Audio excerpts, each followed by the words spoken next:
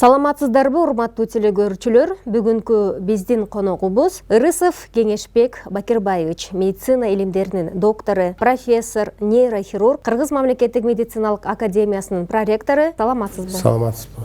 Алгачкы эле суроо, Кыргызстанда медицина кандай өнүгүп жатат? Албетте, бул суроого бир тараптуу жооп берүү өтө татаал. Медицина биздин коом менен биргелешип өнүгүп келаткан тармакта. Экономикадан өтө көз каранды.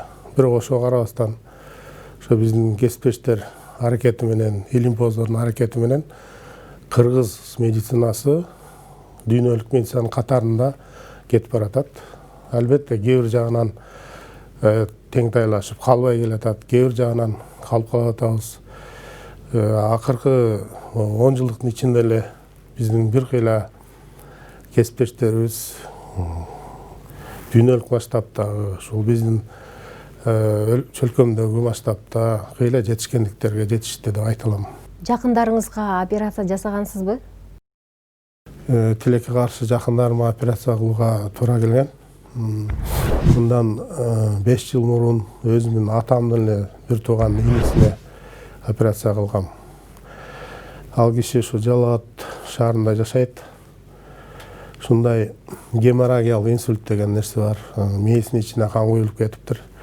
Ал жерде ал убакта ошол томография жок болчу. Ошондуктан аны Ошко алып келишип, томография тартканда чоң көлөмдөгү мээнин ичинде гематома айкындалып табылган. Ошондо Оштогу менин кесиптештерим, көпчүлүгү менин окуучуларым мага кайрылып чыгышты. Ким жасайт эми, кандай кылабыз дегенде, мен өз кезегинде Ошко Жалал Абадка барып операцияны көп жасап жүрөм. Анан сиз келбесеңиз кандай болуп калат эми деп, бирок тууганыма кантип неме кылам деп, мындай ар түрдүү ойлор келди мага, кыйналдым. Бирок ошондо эми колуман келип турса башкалар деле жасап жүрөм, эми өзүм агама өзүм эле жасай берейин деп операцияга аттанып барып, Ошко барып, кесиптештер менен кошо операцияны аткардым. Жакшы болду. Аягында агам ийгиликтүү, жакшы болуп чыгып кетти. Биздин байкашыбызга караганда эмнегедир хирург айымдар аз. Эмне үчүн? Мен дүйнөнүн көп өлкөлөрүндө болгом, окугамын, иштеп да жүрдүм. Мен көп жерде байкайм да, өзгөчө нейрохирургияда айымдар аз болот. Бирок айта кетчү нерсеси, аз болсо да алар өтө кыйын болот да. Мисалы, Германияда иштеп жүргөндө мен жама-жан иштеген ошо Кордула Матиас деген фрау доктор профессор иштейт эле. Экөөбүз иштеп жүргөндө мен көп нерселерди ал кишилерден да үйрөнгөм да. Өтө тыкан, өтө илим жагынан кызыккан, 4-5 тилде эркин сүйлөгөн айым болчу. Андан тышкары Японияда мен 2005-2016 жылдары айыл жакка барып окуп калдым. Нагоя университетинде окудум. Ошондо ал жерде дагы кесиптешим айым болчу. Болгону дагы Фужита университетинин нейрохирургия клиникасынын башчысы Йоко Като деген профессор. Ал кишиден да көп нерселерди үйрөндүм. Бирок эми албетте ал кишилер ийгиликтүү профессор болуп, илимпоз болуп чыгышты. Бирок могу биздин шарттарга карасам, аял кишинин турмуштагы орду, турмуш тиричиликтеги жооптуулугу, анан кийин балдарды тарбиялоодо орду өтө маанилүү да. Ошондуктан могу Кыргызстанда, биздин коңшу өлкөлөрдө деле аялдар илимпоз болуп, профессор болуп чыгышы бир кыйла маселе, оор. Бирок ошого карабастан биздин нейрохирургия клиникасында деле биздин окуучуларыбыз бар. Азыркы убакта Жылдыз Ташыкулова, Айсулуу Абдимечинова деген кыздарыбыз азыр нейрохирург болуп иштеп келе жатышат. Жөн эле иштебестен илим жактайбыз деп анткени себеби алар үй бүлөлөрүндө жакшынакай жубайлардын колдоосуна ээ болуп иштеп келе жатышат. Ошондуктан кичине кыйын деп ойлойм да. Жашоодо эмнеден коркосуз? Жашоодо мен чынында Кудайдан гана корком. Кудай мени жараткан, Кудайым каалаган күнү алып кетет. Эгерде убакытты артка карай түрө турган болсок, сиз жашооңузда эмнени өзгөртмөксүз? Мен бул суроону өзүмө да көп берем. эмнени өзгөртөт эле, өзгөртө алат белем, колуман келе беле, келбей беле деп, бирок айтып көрсөм, ата энем менен көбүрөөк убакыт өткөрөт элем. Ошол жагынан азыраак көңүл бурганмын.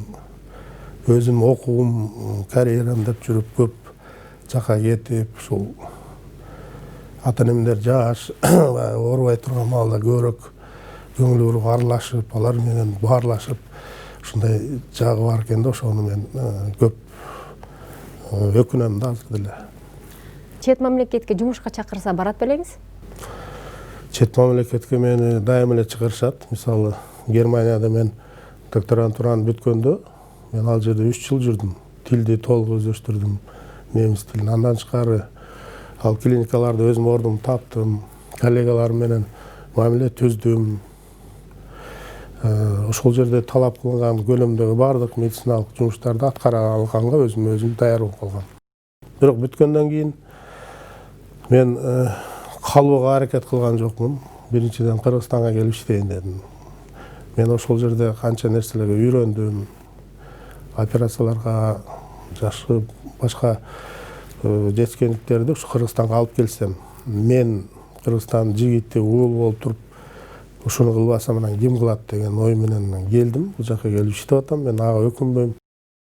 Көрө албастык жана ичи тардык. Бул адамдагы сапаттар, мүнөздөр адам баласына кандайдыр бир оору алып келеби? Албетте, көрө албастык деген адам баласында негизи болот андай нерсе. Биз жумушта деле көрөбүз, башка жерде деле байкайбыз.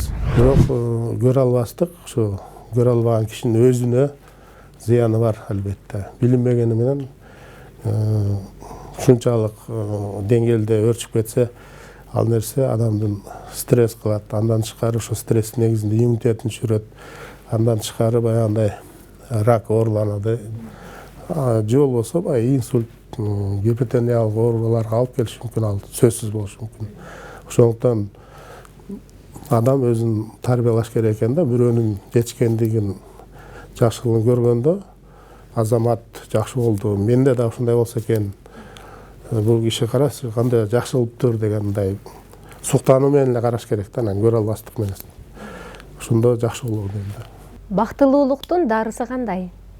Мен өзүм 50ден ашып калдым, азыр курагым. Мен көп ойлойм да, мен бактылуумбу же жокпу депчи. Анан көпчүлүк оюм тыйнаганда ушу бактылуумун деп эле ойлойм. Себеби бактылуумун себеби өзүм элимде жашап, элим менен жүрөм, үй бүлө менен, туугандар менен катташып дегендей. Экинчиден мен кээде ойлоп калам, Кудайым ушул кишиге, адамга, инсанга бакыт берсе, ушу кесиби аркылуу берет окшойт депчи.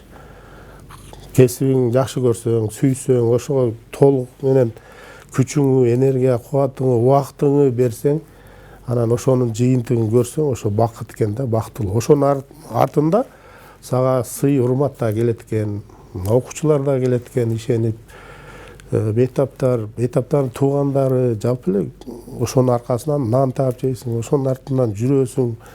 Ошо кичине дагы бейтаптар жакшы болсо, ошого да сүйүнүп, кубанып, үйгө да жарык маанайда келесиң. Анан бир илимий макалаң чет өлкөдө жарык көрүп калса, Scope же Web of Science'га чыгып калса, эле чоң майрам кылып, эми биздин майрамдарды көпчүлүк кишилер башка тармактагылар түшүнбөйт кээде. Аларга түшүндүрүп бере албайбыз, бирок биз үчүн чоң жетишкендик да ал дагы. Биздин көрсөтүүбүз соңуна чыгып калды. Биз сизге ыраазычылыгыбызды билдиребиз. Урматтуу телекөрүүчүлөр, бүгүнкү биздин коногубуз Ырысов Кеңешбек Бакирович, медицина илимдеринин доктору, профессор, нейрохирург, Кыргыз мамлекеттик медициналык академиясынын проректору болду. Биз сиздер менен коштошобуз.